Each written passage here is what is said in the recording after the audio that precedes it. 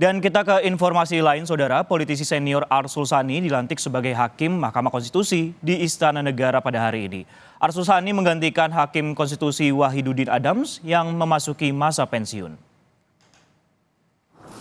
Bahwa saya akan memenuhi kewajiban Hakim Konstitusi dengan sebaik-baiknya dan seadil-adilnya. Arsul Sani mengucap sumpah jabatan sebagai Hakim MK di hadapan Presiden Joko Widodo di Istana Negara pada Kamis pagi. Usai mengucap sumpah jabatan, Arsul Sani kemudian menandatangani berita acara yang juga ditandatangani oleh Presiden. Arsul Sani menggantikan Hakim Konstitusi Wahiduddin Adams yang memasuki usia 70 tahun pada 17 Januari 2024. Arsul Sani, usia 60 tahun, juga merupakan lulusan S1 Fakultas Hukum Universitas Indonesia pada tahun 1987.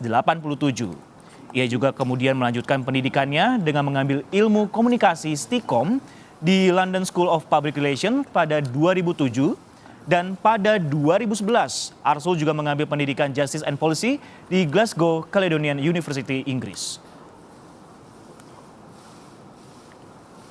Sebelumnya pada rapat paripurna ke-7 DPR pada Oktober 2023 lalu menyetujui hasil fit and proper test Arsul Sani sebagai calon Hakim Konstitusi tahun 2024 atas usulan DPR.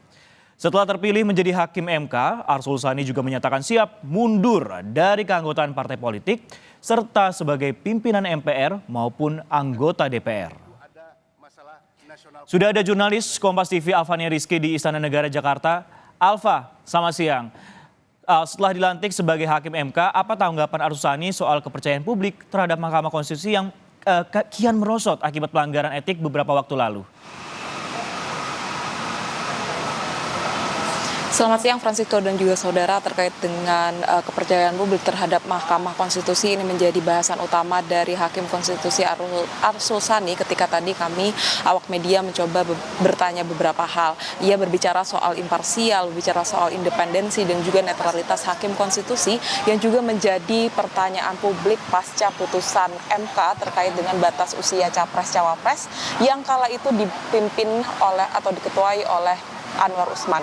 Tadi juga Anwar Usman, mantan Ketua MK, hadir mengikuti jalannya pengambilan sumpah terhadap Arsul Sani. Arsul Sani menyebut bahwa ia mengedepankan bagaimana mengembalikan marwah dari Mahkamah Konstitusi, mengembalikan kepercayaan publik Mahkamah Konstitusi karena menjadi modal utama bagi Mahkamah Konstitusi untuk bisa menjalankan tugas-tugasnya. Ia meyakini Mahkamah Konstitusi bisa kembali bangkit seperti Polri ketika saat itu menangani atau ditempa kasus Verdi Sambo. Saat kasus tersebut terjadi, kepercayaan publik terhadap Polri juga menurun dan ini serupa terjadi ketika putusan MK terkait dengan batas usia Capres-Cawapres menurunkan kepercayaan publik terhadap Mahkamah Konstitusi. Dan untuk pernyataan lebih lengkapnya berikut pernyataan dari Hakim Konstitusi Arsul Sani. Yang namanya public trust, kepercayaan publik itu adalah modal utama bagi lembaga yudisial termasuk MK. Ya. Jadi modal utamanya ini harus dikuatkan secara terus-menerus dan tidak sebaliknya ya tergerus ya secara terus-menerus. Memang ini sebuah tantangan yang tidak mudah, tapi saya kira karena saya selama 2 periode di DPR itu ada di Komisi 3, saya katakan bahwa apa yang terjadi di Polri saya kira bisa juga menjadi pelajaran. Polri ketika ada kasus Sambo kan tingkat kepercayaannya merosot tajam, tapi kemudian bisa rebound, ya, bisa kembali.